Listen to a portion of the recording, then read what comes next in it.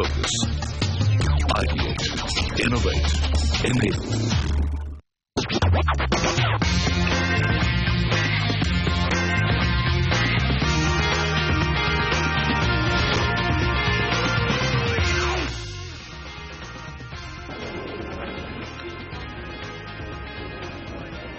स्वागत है आप सबका हमारी इस खास पेशकश secure presence CNBC future cities of India में। और जिस फ्यूचर सिटी को यानी कि जो शहर एक बड़े फ्यूचर सिटी के तौर पर बनकर उभरेगा हमने चुना है, वो शहर है उदयपुर। और इस वेनिस ऑफ ईस्ट उदयपुर नगरी में हम इस वक्त मौजूद हैं और स्टूडियो में हमारे साथ चर्चा करने के लिए जो खास मेहमान हैं उनसे आपका परिचय करा दें, फिर हम इस चर्चा को आगे बढ़ाएंगे। हमारे साथ VP राठी साहब हैं जो कि प्रेसिडेंट हैं उदयपुर चेंबर ऑफ कॉमर्स। साथ ही साथ हमारे साथ हैं सिद्धार्थ सिहाग जो कि CEO Udaipur smart city limited हैं। बहुत सारे सवाल आपके लिए हमारे पास हैं। अनन्य सिंगल हैं VP सिक्योर मीटर्स ग्रुप। और साथ ही साथ गौरव मंत्री हैं हमारे साथ जो कि फाउंडर हैं सिनेप्टा। और डॉक्टर मूडिया हैं जो हमारे साथ बात करेंगे हेल्थ केयर की और उदयपुर में उसका क्या स्कोप है, ये हम उनसे विस्तार से चर्चा करेंगे। लेकिन शुरुआत हम करने जा रहे हैं सिद्धार्थ के साथ। सिद्धार्थ, एक बड़ी अजीब सी चीज है उदयपुर के साथ, क्योंकि जब मैंने उदयपुर के बारे में जानना शुरू किया तो एक तरफ तो ये जो 20 फ्यूचर सिटीज थी, जो स्मार्ट सिटीज थी, उसमें पहले 20 की सूची में शामिल होता है। दूसरी तरफ अगर हम अमृत सिटीज की लिस्ट को देखें तो उसमें भी इसका नाम शामिल है। लेकिन स्वच्छता में अगर हम देखें तो इसकी रैंकिंग थी 417 आउट ऑफ 500। इतनी गंदगी के साथ फ्यूचर सिटी कैसे बनेगी? ये आपने ठीक कहा। स्वच्छता में एक्चुअली जो रैंकिंग की जाती है उसके मोटे मोटे 3-4 पैरामीटर्स हैं। उसका फर्स्ट पैरामीटर है कि ODF आपने अपने शहर को किस हद तक बना लिया है। सेकंड, आप डोर टू डोर किस हद तक कर पाए हैं, जिसकी 40% वेटेज एंड 30% वेटेज जो आती है कि आप वेस्ट डिस्पोजल किस तरह से कर रहे हैं।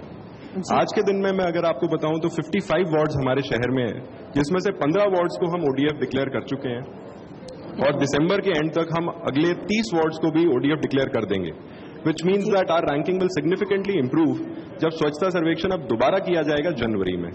दूसरा, जो door to door collection last year start नहीं हो पाया था, हम ऑलरेडी 12 वार्ड्स में डोर टू डोर स्टार्ट कर चुके हैं। कल ही हमने 5 वार्ड्स और जोड़े हैं। लेकिन जो उस तरह की दिक्कतें आ रही थी, टेंडर निकाला गया था, कोई पहले कंपनियां ही सामने नहीं आई, उसके बाद बड़ी मुश्किल से आपके कुछ जगहों के लिए टेंडर निकल पाए, तो ये सारी चीजों पर क्या आपने अब काबू पाया है, इनको रेक्टिफाई किया गया है? इसमें एक्चुअली ये प्रॉब्लम स्टेट वाइड फेस कर रहे थे कि जहां जहां पे भी डोर टू डोर के टेंडर किए गए उसमें काफी बदलाव करने के बावजूद भी बहुत ज्यादा रिस्पांस हमें नहीं मिल पाया। तो अब जो हमने स्ट्रैटेजी अडॉप्ट की है वो ये है कि ऑटो टिपर्स हमने खुद अपने फंड से खरीदे हैं और ड्राइवर्स आउटसोर्स करके और खुद म्युनिसिपल स्टाफ से हम डोर टू डोर कलेक्शन कर रहे हैं। ठीक। और वेस्ट डिस्पोजल के बारे में क्या किया जा रहा है? क्योंकि जैसे ही तकनीक बदली, जो टेंडर आपने निकाले थे वो भी कैंसिल करने पड़ गए थे, तो अब क्या? वेस्ट डिस्पोजल के लिए अभी 2016 में नए रूल्स नोटिफाई हुए हैं, जिसके तहत पहले हम RDF और कंपोस्टिंग के तहत एक्सक्लूसिवली वेस्ट डिस्पोजल कर रहे थे।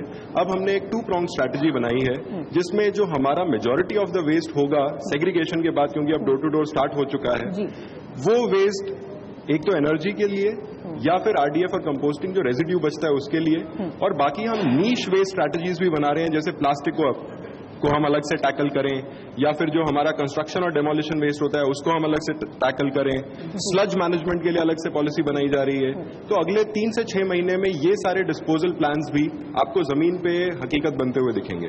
चलिए, किसी भी शहर को आगे बढ़ने के लिए उसकी इंडस्ट्री को आगे बढ़ाना बहुत जरूरी हो जाता है। उदयपुर भले ही इंडस्ट्रियल अगर हम देखें डेवलपमेंट उसका उतना ज्यादा नहीं है, लेकिन कोई कमी भी नहीं है। अगर आप खनिज को देख लें, अगर आप सिल्वर से लेके जिंक से लेके एस्बेस्टस से लेके टैल तक तमाम चीजें देख लें, यहाँ पे माइनिंग एक अच्छा खासा बड़ा उद्योग है, लेकिन एक्सप्लॉइट उस तरह से नहीं हुआ या फिर उसका फायदा लोगों को उस तरह से नहीं मिला जैसे मिलना चाहिए। राठी साहब, कहाँ पीछे रह गया ये शहर? In fact Udaipur chamber and commerce and industries एक ऐसा ऑर्गेनाइजेशन है जो कि इंडस्ट्रियल डेवलपमेंट के लिए बहुत विशेष काम करता है। हमारा गवर्नमेंट के साथ में हर महीने सभी विभागों के साथ में मीटिंग होती है और उस डेवलपमेंट को हम गवर्नमेंट को का ध्यान फोकस करने के लिए हम लोग काफी काम करते हैं। लेकिन ऐसा महसूस होता है कि गवर्नमेंट की तरफ से इंडस्ट्रियल डेवलपमेंट में फोकस कम है। यहाँ का जो उदयपुर का जो एनवायरनमेंट, जो एंटरप्रेन्योरशिप है, वो बहुत हम मतलब राजस्थान में अगर देखा जाए तो that is the best entrepreneurship in Udaipur, क्योंकि जो एंटरप्रेन्योरशिप जो स्टार्टअप्स हैं या जो इंडस्ट्रियल डेवलपमेंट हुआ है वो एंटरप्रेन्योर्स ने अपने एफर्ट्स के द्वारा ही किया है। लेकिन मेरा ऐसा मानना है personally, I may be wrong, कि अगर गवर्नमेंट थोड़ा सा भी उसमें अगर हमें सपोर्ट करे और फोकस करे तो यहाँ पे इंडस्ट्रियल डेवलपमेंट बहुत ज्यादा हो सकता है। देखिए पिछले 10 साल से हमारे पास अभी कोई इंडस्ट्रियल एरिया ऐसा नहीं आया है जिसमें कि हमारे स्टार्टअप्स इंडस्ट्री लगा सकें। हम ये चाहते हैं कि जो खाली पड़े हुए प्लॉट्स हैं उनमें मल्टी स्टोरी बिल्डिंग्स बन जाए, जैसा बॉम्बे और बड़ी सिटीज में आप देखेंगे, होशूर में है, आप बेंगलोर में है, उनका जो एक काले सिस्टम होते हैं जिसमें कि 5,000 square feet, 10,000 square feet, 4,000, depending on the industry. और ये जो आईटी इंडस्ट्री और ये जो स्मार्ट सिटी के लिए जो कंजम्पशन सेंसर्स प्लस जो टेक्नोलॉजी जो रिक्वायरमेंट है वो अपनी लोकली मैन्युफैक्चरिंग हो जाएगी एंड वर्ल्ड क्लास फैक्ट्रीज आ सकती हैं। अभी जो अपने आप जो एंटरप्रेन्योरशिप है अगर आप देखेंगे तो बहुत बड़े बड़े ग्रुप्स यहाँ पे बहुत वेल एस्टेब्लिश्ड हैं। आप देखिए मतलब आईटी की कंपनीज काफी बड़ी बड़ी हैं। अपने दम पे जो काम करने की बात है अनन्या से हम उसके बारे में बात करेंगे, लेकिन उससे पहले हम अपने ऑडियंस को बता दें, अपने दर्शकों को बता दें कि एक और गेस्ट हमारे साथ जुड़ गए हैं, रोहित गुप्ता, डिस्ट्रिक्ट कलेक्टर हैं उदयपुर के। ऐसी क्या बात है कि सब लोग जो भी आते हैं शो में लेट हो जाते हैं, ट्रैफिक में फंसते हैं या कंजेशन बहुत ज्यादा है या शहर का कुछ भी सिस्टम काम नहीं कर रहा? अब आप तो राजा हैं शहर के। Unfortunately, it's not nothing regarding the city traffic or anything. I had some urgent work. तो मैंने आपके ऑर्गेनाइजर से ट्रैफिक में फिर आप फंस गए तो ट्रैफिक का नहीं है। अच्छा, ट्रैफिक सही करने की जिम्मेदारी है किसकी? स्मार्ट सिटी बन रहा है, ट्रैफिक सही होना चाहिए, करेगा कौन इसको? पहले तो मैं आपके ऑर्गेनाइजर्स जो भी थे उनसे एग्जाम्पशन लेके लेट आया हूँ। आई हैड टोल्ड देम कि I will not be able to join at 11 o'clock dot. So second thing, जहाँ तक ट्रैफिक की बात है, ऑफकोर्स इट्स आवर रिस्पॉन्सिबिलिटी और we are doing our level best to improve it. कई नई चीजें हुई हैं और सिटी में कई नए रोड्स खोले गए हैं एंड एलिवेटेड रोड भी सिटी में सैंक्शन हो चुका है, तो that will improve the city's traffic position. जी, इससे पहले I may add something to it, sir. I think I'm a citizen of Udaipur, तो मेरे को ही लगता है कि जब तक हम जैसे लोग नहीं सुधरेंगे, आप कितना भी कुछ कर लें, ट्रैफिक नहीं सुधर। और आप क्या क्या गड़बड़ करते हैं? क्या क्या किस सुधार की जरूरत है आपको? Traffic light jumping, that's a common example, right? I mean कोई आदमी 30 सेकंड नहीं रुक सकता। तो I think as a same thing goes with Swachh Bharat also, right? We have as citizens of this city, right, it's this great city, we have to improve ourself. एक बात गौरव मैं यहाँ पे कहना चाहूंगी, अगर मेरे जैसा कोई सुधरना भी चाहे, कल मैं शहर घूमने निकली थी, आप किलोमीटरों तक चले जाइए, डस्टबिन नहीं आपको नजर आते हैं। तो मतलब आपने अगर कुछ खाया भी तो आप वो पुड़िया लेके घूमते रहेंगे, लेकिन फेंकने के लिए कोई जगह नहीं मिलेगा। अल्टीमेटली आपको जो बड़ा कचरे का ढेर दिखता है, आप उसे डस्टबिन मानते हैं। That's where your perseverance will come in, right? I'll share a simple story. Once I was driving in a car and गौरव, एक रिक्वेस्ट हिंदी में प्लीज। अच्छा, हाँ, तो मतलब एक बार मैं कहीं गाड़ी में जा रहा था और आइसक्रीम खाई थी, राइट? तो वो रैपर मेरे हाथ में था एंड मतलब फेंका नहीं मैंने उसको। थोड़ी देर बाद ड्राइवर मेरे को बोलता आप बंबई से हो क्या? तो मतलब हाँ, वो एक्सपेक्ट करता है कि उदयपुर वाले लोग तो खाया और कचरा फेंक दिया। लेकिन सिद्धार्थ, गौरव, दोनों से मैं पूछना चाहती हूँ, कब तक हम अपने केले के छिलके और आइसक्रीम के पैकेट हाथ में लेके घूमें? My name is Rohit. Sorry Rohit, नहीं, मैं आप दोनों से पूछ रही हूँ, रोहित एंड सिद्धार्थ, आप दोनों से सवाल पूछ रही हूँ कि गौरव का कहना है कि थोड़ा आप जरा पेशेंस बनाए रखें, इंतजार करें, शहर सुधर जाएगा। लेकिन अगर बेसिक चीजें जैसे डस्टबिन नहीं होंगे, टॉयलेट्स नहीं होंगे, तो फिर किस चीज का इंतजार करेंगे? इसमें हम इस प्रॉब्लम को दोनों एंड से टैकल कर रहे हैं। इसमें I think this is a dual problem. इसमें एक तो प्रॉब्लम है इंफ्रास्ट्रक्चर की एंड सेकंड प्रॉब्लम है इन्फॉर्मेशन की अवेलेबिलिटी की। अभी हमने शहर में 500 नए ड्यूअल डस्टबिन लगाए हैं जिसमें आप गीला कचरा और सूखा कचरा अलग अलग करके डाल सकते हैं।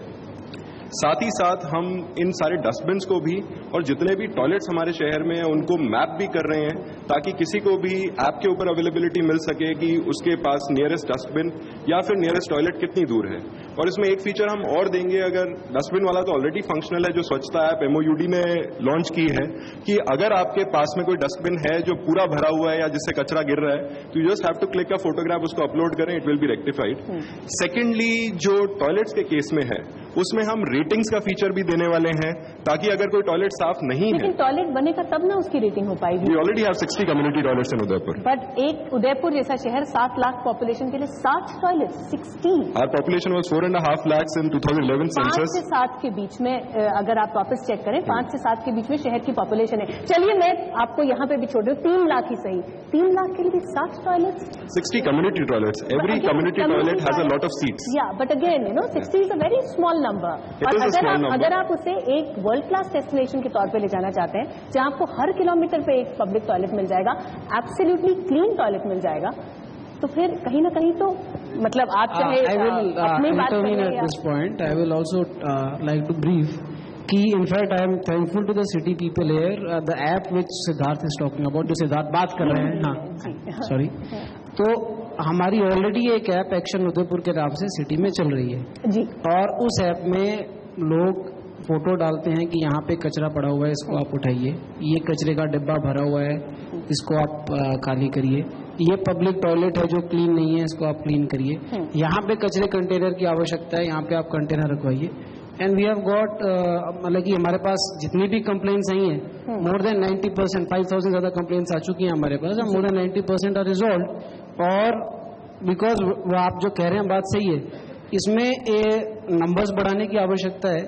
एट द सेम टाइम ये भी एक दिक्कत रहती है कि जब भी कचरा कंटेनर कहीं रखना हो या पब्लिक टॉयलेट कहीं बनना हो, तो जो उस एरिया के लोग जो इमीडिएट विसिनिटी में रहते हैं उनकी भी कहीं ना कहीं रेजिस्टेंस रहती है कि यहाँ पे नहीं लगना चाहिए, यहाँ पे नहीं बनना चाहिए। मैं आपके साथ इस हद तक अग्री करूंगी कि कई बार लोग भी उस हद तक जागरूक नहीं होते कि टॉयलेट सामने दिखते हुए भी उसे अगर लगता है कि अगर इस्तेमाल से बच जाए तो लोग बच जाते हैं। लेकिन हाँ जी, सॉरी अनन्या, आप कुछ कहना चाहते हैं?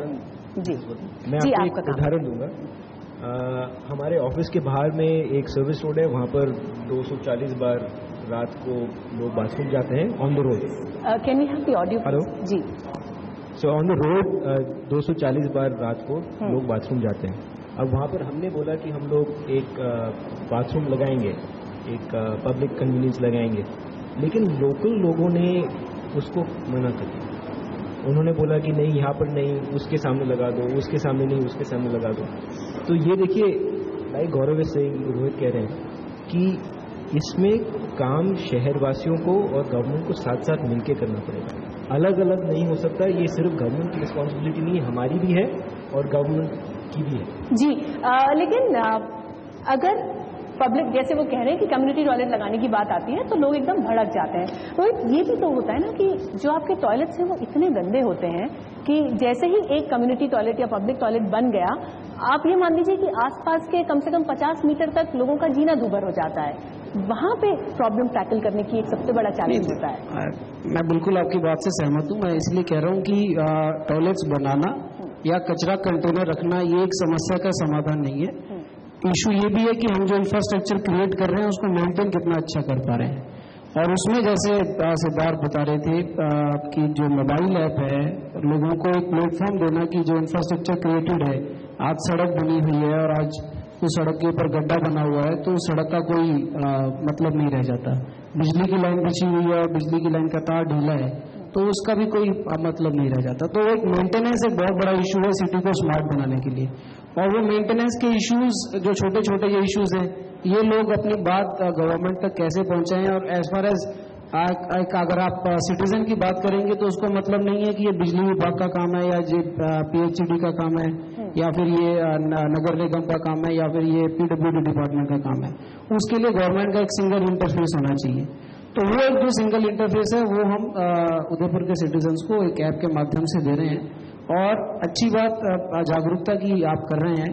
तो मैं ये कहना चाहूँगा कि मेरा जो सर्विस का एक्सपीरियंस रहा है, उदयपुर जैसे जागरूकता और उदयपुर के लोगों जैसा सिविक सेंस मैंने आज तक किसी और शहर में नहीं देखा। Hats off to the whole city.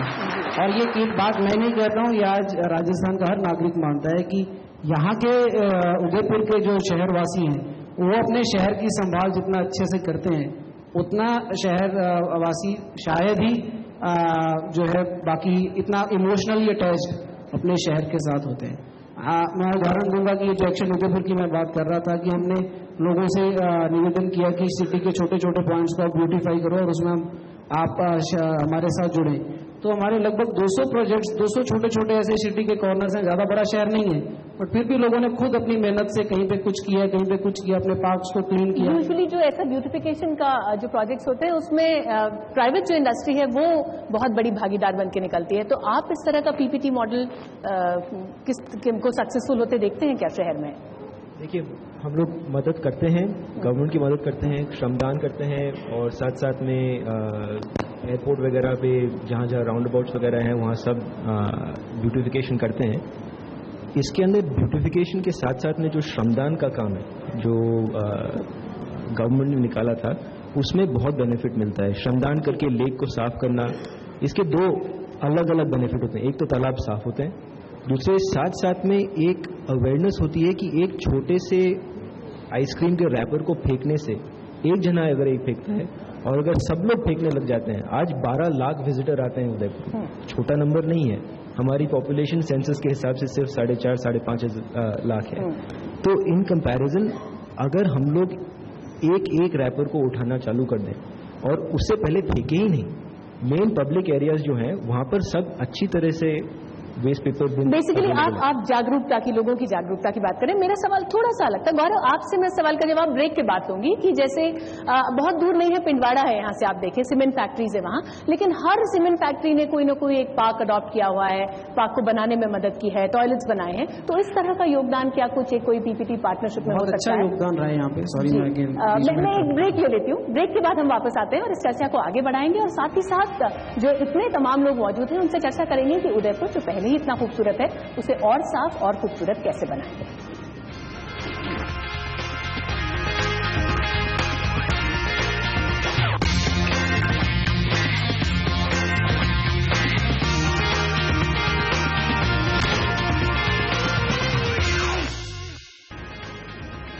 Secure presence CNBC future cities of India में एक बार फिर आपका स्वागत है और जिस शहर की हम बात कर रहे हैं वो है उदयपुर। उदयपुर में ही हम मौजूद हैं और साथ ही उदयपुर की कुछ नामी गिरामी हस्तियां हमारे साथ हैं जो हमें बता रही हैं कि कैसे शहर को और स्मार्ट और बेहतर बनाने की कोशिश लगातार जारी है। गौरव, आप पे हमने बात खत्म की थी कि किस तरह से जो प्राइवेट इंडस्ट्री है वो सरकार के साथ मिलकर शहर को सुंदर बना सकती है, साफ बना सकती है। तो आप अगर देखेंगे, आप उदयपुर में जैसे जाएंगे और ये बहुत अच्छे लेवल पे काम हो रहा है, तो काफ़ी सारे सर्कल्स हैं जो कि इंडस्ट्रीज ने अडॉप्ट कर रखे हैं, तो आप उन सर्कल्स को जाके देखिए और आप विश्वास नहीं होगा आपको। जो स्कल्पचर्स हैं, आप फतेह सागर के पीछे की तरफ जाइए, रानी रोड पे जाइए, वहाँ पे स्कल्पचर्स हैं, वो पूरा प्राइवेट इंडस्ट्री की तरफ से किया गया है। तो ऐसा नहीं है कि प्राइवेट इंडस्ट्रीज नहीं कर रही हैं, सरकार उनकी मदद कर रही है, तो उस तरह से देखा जाए तो एक तालमेल बहुत अच्छा है, बट कुछ और किया जा सकता है डेफिनेटली। जी डॉक्टर मोटे, आपको मैं इसमें शामिल करना चाहती हूँ। कई बार हमने देखा है हॉस्पिटल्स भी, जो बड़े हॉस्पिटल्स होते हैं, बड़ी चेन्स होती हैं, वो एरियाज अडॉप्ट कर लेती हैं, अवेयरनेस कैंपेन्स चलाती हैं, तो आपको लगता है कि जो हेल्थ केयर इंडस्ट्री है, प्राइवेट हेल्थ केयर इंडस्ट्री, वो भी शहर को बेहतर बनाने में काफी बड़ा सहयोग कर सकती है? ये हॉस्पिटल्स वैसे भी काफी एक्टिव हैं और काफी सहयोग करते हैं शहर की सुंदरता के लिए, या सरकार के जो कार्यक्रम है बेटी बचाओ बेटी पढ़ाओ, उसमें भी हम लोगों ने काफी सेमिनार वगैरह किए हैं। और दूसरा, आजकल जो बच्चों को गोद लेने का है और उनका सारा जो है, अभी आईएमए ने एक प्रोजेक्ट लिया था जहां हम लोग 1 से लेके एमएससी तक कोई भी बच्चा होगा उसके सारी पढ़ाई का खर्चा है या उसको इवन एम्प्लॉयमेंट, वो वहां तक हम लोग व्यवस्था करते हैं। और इस तरह का हम लोगों ने एक प्रोजेक्ट चलाया आईएमए के सहयोग से, और डिस्ट्रिक्ट एडमिनिस्ट्रेशन का ये रिक्वेस्ट थी हमारे को कि एक डॉक्टरों को भी इसके लिए आगे आना चाहिए, तो यहाँ का आईएमए बहुत सक्रिय है। और अगर कुछ और भी जरूरत पड़े तो यहाँ के जो डॉक्टर्स हैं वो बहुत सेवाभावी है और बहुत आगे तक हेल्प करने को और सहयोग देने को हर वक्त तत्पर रहते हैं। जी, इंडस्ट्री की अगर हम बात कर रहे थे अनन्य, 4000 से ज्यादा इंडस्ट्रियल यूनिट्स यहाँ पर हैं और फिर भी राठी साहब कह रहे थे कि वो पोटेंशियल हम डेवलप नहीं कर पाए जिसका यहाँ पर स्कोप था। इंडस्ट्री को किस किस तरह की दिक्कतें यहाँ आती हैं? देखिए, सबसे पहले 24/7 पावर की प्रॉब्लम है यहाँ पर 24/7 पावर नहीं है। जब तक 24/7 पावर नहीं आता तब तक इंडस्ट्री को एक इफेक्टिव काम करने का तरीका नहीं मिलता। दूसरी एक बड़ी प्रॉब्लम उदयपुर की है कि लोगों को लगता है उदयपुर एक बहुत छोटा सा शहर है। आज नहीं है। सेंसस बोलता तो जरूर है लेकिन 4.5 लाख लोग हैं यहाँ पर, लेकिन अगर आप असलियत देखें तो कुछ 10 लाख की मात्रा है। 5 से 7 का आंकड़ा दिया जाता है। एग्जैक्टली। और वो 10 लाख का जो आंकड़ा है वो इसीलिए आता है क्योंकि हमारे जो ऑन सीजन टूरिस्ट सीजन है उस सीजन में बहुत सारे लोग गांव से यहाँ उदयपुर में काम करने के लिए आते हैं जी। तो अगर आप 10 लाख का शहर देखो, अगर आप देखो कितने होटल हैं, कितनी यहाँ पर तरक्की है, यहाँ पर इतने सारे टेक्निकल कॉलेजेस और यूनिवर्सिटीज़ हैं, असलियत उदयपुर की ये है कि उदयपुर में अच्छा टैलेंट अट्रैक्ट करने की बहुत पोटेंशियल है, लेकिन वो मार्केटिंग नहीं है जो ज़रूरत है उदयपुर को। अगर अच्छा टैलेंट आएगा तो गौरव जैसे लोग जो बाहर से आके उदयपुर में इस्टेब्लिश हुए, उदयपुर में एक हाईली इंटेलेक्चुअल IT कंपनी चालू करी है, ऐसे बहुत सारे लोग हैं जो उदयपुर की नेचर को और उदयपुर की हिस्ट्री को साथ में ले लेके ग्रो कर सकते हैं। पानी की कमी राठी साहब कितना बड़ा रोल प्ले करती है इंडस्ट्री को आगे बढ़ाने से रोकने में? पानी का जहां तक व्यवस्था है तो इंडस्ट्रियल एरियाज में ड्रिंकिंग वाटर की भी शॉर्टेज है हमारे यहाँ, और मतलब ये एक बड़ा चैलेंज है जिसको कि हमें एड्रेस करना बहुत जरूरी है, क्योंकि हमने हमारी इंडस्ट्री में टैंकर से पानी आता है और RO सिस्टम्स लगा रखे हैं, जिससे कि हम मतलब हेल्थ को और इसको हम हमारे एम्प्लॉयज को अगर वो बीमार होंगे तो नेचुरली हमारा वर्क ही सफर होने वाला है। तो हमने सारे अरेंजमेंट किए हैं, लेकिन गवर्नमेंट की तरफ से जैसे मैंने बताया कि इंडस्ट्री को एक फोकस करना पड़ेगा और जो इसकी मूलभूत समस्याएं हैं उनको एड्रेस करना पड़ेगा। ऐसा और साथ ही साथ जो वर्कर्स हैं, अगर हम स्मॉल एंड माइक्रो इंडस्ट्री का आंकड़ा देखें तो 11.5 लाख से ज्यादा लोग हैं जो यहाँ काम करते हैं, जबकि आप लार्ज और मीडियम इंडस्ट्री को देखें तो वहाँ 9,000 से ज्यादा लोग हैं जो काम करते हैं। तो इतनी बड़ी जो अनऑर्गेनाइज वर्क फोर्स है उसका भी तो फॉर्मलाइजेशन जरूरी है, एक श्रमिक का हक भी तो जरूरी है अगर शहर को स्मार्ट बनना है, देश को आगे बढ़ना है। बिल्कुल बिल्कुल। हम लोग हमारे एम्प्लॉयज को जो संस्थाएं हैं या जो यूनिट्स हैं वो काफी केयर करते हैं, उनको सारा हेल्थ और ये सब कुछ प्रोवाइड करते हैं, ड्रिंकिंग वाटर वगैरह।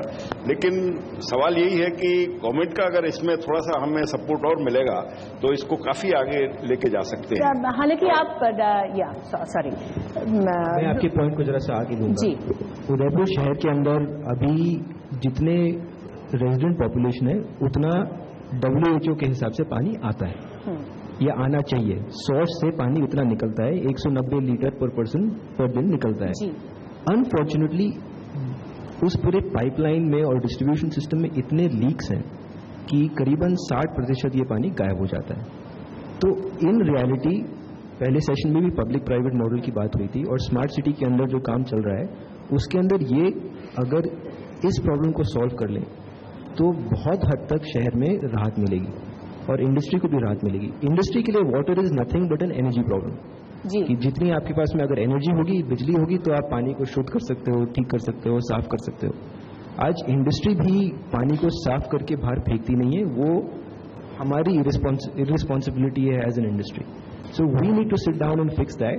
अगर हम लोग शुद्ध पानी को बाहर वापस रिलीज करें तो ये पानी की प्रॉब्लम खत्म हो जाएगी। जी गौरव, मुझे अनन्य से ही मालूम हुआ कि जैसे आप बाहर से आए और आपने शहर को अपना घर और अपना कर्मभूमि बनाया, लेकिन साथ ही अनन्य का ये भी कहना है कि बहुत ज्यादा एक्सटर्नल टैलेंट को नहीं अट्रैक्ट कर पाता शहर, क्यों?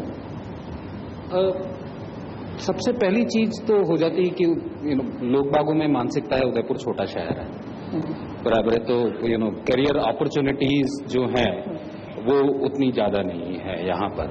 तो पहला कारण तो यही होता है। पर मेरा जो एक्सपीरियंस रहा है, मैं पिछले 8 साल से उदयपुर में हूँ, मेरा एक्सपीरियंस पॉजिटिव ही रहा है। सही है, अब अगर हम स्टार्टअप्स की बात करें और अगर हम ये सोचें कि उदयपुर में फ्लिपकार्ट या क्विकर जैसा स्टार्टअप आएगा तो वो नहीं हो सकता है। क्यों नहीं हो सकता? उसके लिए टैलेंट अलग चीज हो जाती है। एक मार्केट जो है वो मार्केट की वजह से हाँ कि भाई 4.5 लाख की पॉपुलेशन आपका टारगेट मार्केट नहीं है, बराबर है। पर अगर आप कुछ इंडस्ट्रीज देखें, मैं 2 एग्जांपल्स लूंगा।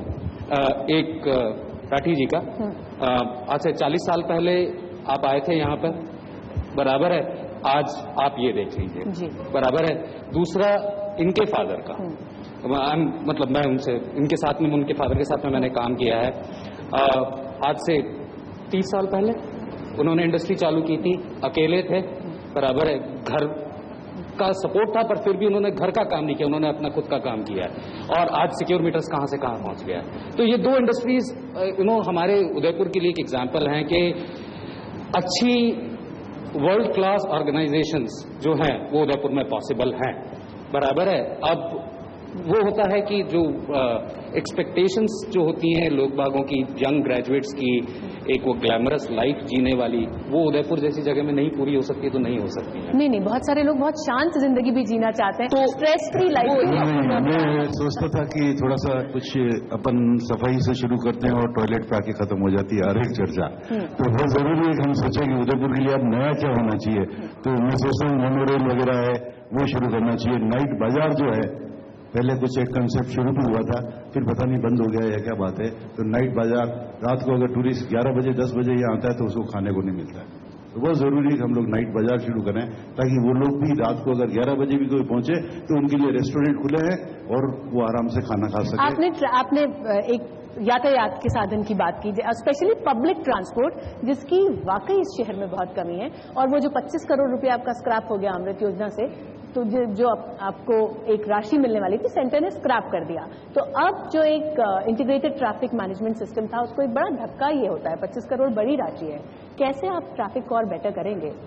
You done your research well. वो स्क्रैप जरूर हुआ था स्टार्टिंग में, but we are getting 40 buses from the state government. तो जो पैसा जिस चीज के लिए मिलने वाला था, वो पैसा ना देके वो सहूलियत एज इट इज हमें मिल जाएगी। और उन 40 बसेस के लिए हमने रूट भी फाइनलाइज कर लिया है।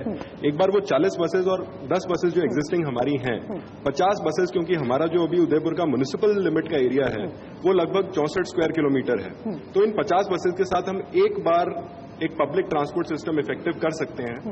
साथ ही साथ हमारा जो सेकंड फोकस है वो है, अभी जो शहर का ट्रैफिक है वो ज्यादातर ऑटो रिक्शाज के ऊपर डिपेंडेंट है। और ऑटो रिक्शा कभी आपको सही रेट नहीं बताता। कई बार जो 60 रुपए से बार्गेन शुरू होता है वो 20 पे खत्म हो जाता है, तो आपको समझ ही नहीं आता कि आप लुटे या नहीं लुटे।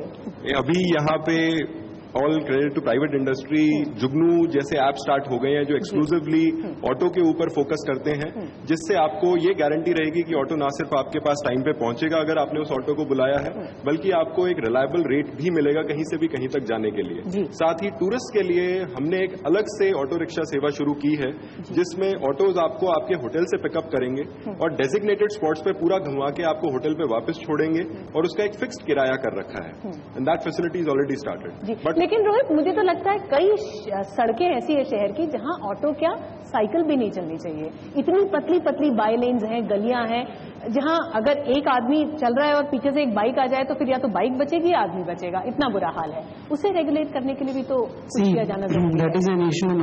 वो एक समस्या सभी पुराने शहरों में, केवल उदयपुर का नहीं है। आप किसी भी पुराने शहर में, जो पुराने बसे हुए शहर हैं, उनकी जो अंदर की गलियां हैं वो निश्चित तौर से अभी जो ट्रैफिक की कैपेसिटी हो चुकी है और जो आज की डेट में मोबिलिटी है लोगों के पास, उसके हिसाब से बनी हुई नहीं है। तो उसके लिए अभी हम जो हमारा ऑलमोस्ट प्लान बन चुका है और एग्जीक्यूशन में भी है। कुछ रोड्स हमने आइडेंटिफाई किए जिनको हम ट्रैफिक फ्री करने की सोच रहे हैं। और वहाँ की क्योंकि क्या आप बता सकते हैं हमारे दर्शकों को कि कौन कौन से एरियाज हैं जो टोटली पेडेस्ट्रियन जोन्स बन जाएंगे? अभी फर्स्ट फेज में तो हम जो मेन टूरिस्ट पॉइंट्स हैं हमारे गुलाब बाग, रंगनिवास से लेते हुए पटियानी चोटा और चांदपुर, ये पूरा पोर्शन ले रहे हैं। पर उसमें बहुत जरूरी है कि वहाँ के जो लोग, जो सिटीजन्स वहाँ पे रह रहे हैं, उनको कॉन्फिडेंस में लिया जाए। बिना वहाँ के जो लोकल्स जो लोग ले रहे हैं, अगर हम बिना उनको कॉन्फिडेंस में लिए हुए कोई भी एक्शन लेते हैं तो वो सस्टेनेबल नहीं रहता है। इस कारण हमने 3-4 डेजिग्नेटेड नए पार्किंग पॉइंट्स बनाए हैं और वो पार्किंग पॉइंट्स के साथ हम ई रिक्शाज को क्लब कर रहे हैं और साथ में वहाँ के जो सिटीजन्स हैं उन सिटीजन्स को हम जी आप बताएं। तो ये जो पार्किंग पॉइंट से लोग अपनी गाड़ी पार्क कर पाएंगे और वहां से उनको ई रिक्शाओं मिल जाएंगे जहां से। पार्किंग की भी समस्या है, पार्किंग का स्पेस ही नहीं है शहर में। नए स्पेस हमने आइडेंटिफाई किए हैं। जो गवर्नमेंट ऑफिसेज पहले इनर सिटी में लोकेटेड थे उनको बाहर मूव किया जा रहा है और उन जगह को हम पार्किंग के रूप में विकसित कर रहे हैं। 2 नए पार्किंग पॉइंट्स हम ऑलरेडी डेवलप कर चुके हैं जो कि मेरे हिसाब से अगले 5-7 दिन में शुरू हो जाएंगे और इसी के साथ कुछ और पार्किंग पॉइंट्स हैं जिनके ऊपर ये कवायद चल रही है। जी दूसरी एक बात है, आई थिंक आप किसी भी शहर को देखेंगे जो तालाब या नदी के पास में है या नदी के ऊपर बसा हुआ है तो वो उन वाटर रूट्स को अच्छी तरह से इस्तेमाल करते हैं। उदयपुर में वाटर रूट्स को हम लोग आज तक अच्छी तरह से इस्तेमाल नहीं कर पाए हैं। जी स्मार्ट सिटी आप कह रहे हैं कि जो वाटर रूट्स है मतलब शहर with in the city connectivity, with in the old city connectivity, lake के एक तरफ से दूसरी तरफ जाना या लेक के साउथ से नॉर्थ तक जाना वो एक्चुअली बाय बोट भी पॉसिबल है। विलायत में बहुत सारे ऐसी जगह हैं जहाँ छोटी छोटी बोट आइदर इलेक्ट्रिक पावर्ड और नॉन इलेक्ट्रिक पावर्ड रन करती हैं और एक जगह से दूसरी जगह for a very small amount लोगों को ले जाती है। अगर ऐसा सिस्टम उदयपुर में भी आ जाए तो बहुत बड़ा फर्क पड़ेगा ट्रैफिक को। आप लोगों ने कोई ऐसी फीजिबिलिटी स्टडी की कि वाटर रूट्स को इस्तेमाल किया जा सके? जस्ट फीजिबिलिटी, एक रूट तो हमने ऑलरेडी टेंडर आउट करके we are in the process of starting it. वो कहां से कहां तक होगा? वो पिछोला को स्वरूप सागर से और फतेह सागर को कनेक्ट करेगा। तो अगर आप पिछोला पे बैठते हैं तो आप सीधा आखिरी छोर फतेह सागर तक पहुंच सकते हैं। एक टूरिस्ट स्पेसिफिक रूट है या फिर एकदम पैसेंजर्स की तरह आम आदमी भी उसे यूज कर सकता है? It can be use by anyone. और इसमें हम एक चीज जो आपके पिछले सेशन से जुड़ी हुई है उसमें हम सिर्फ सोलर बोट्स को यूज कर रहे हैं तो वो पर्यावरण फ्रेंडली भी रहेगा वो mode of transport.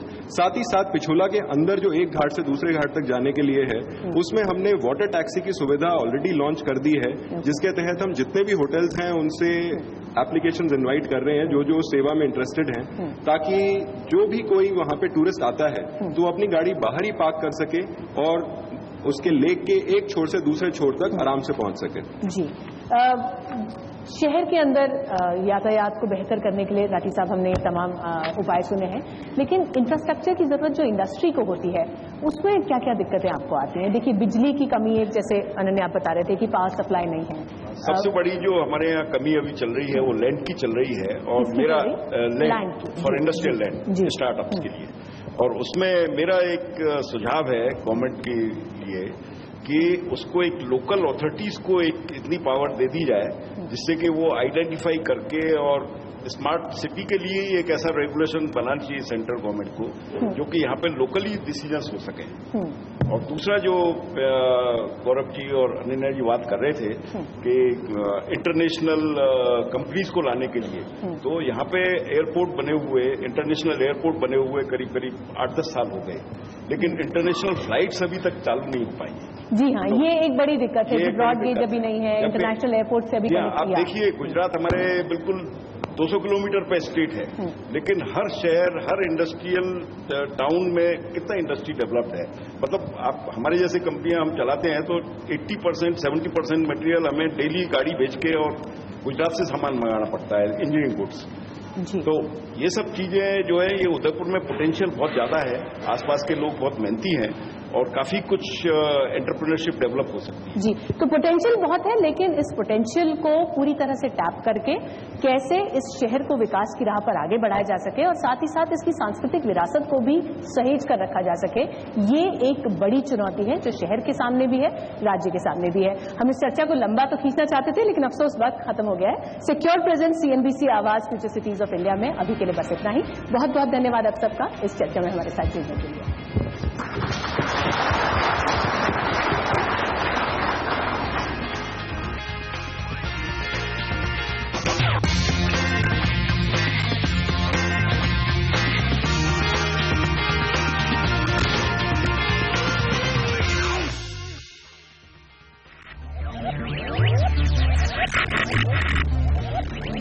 Focus, ideate, innovate, enable.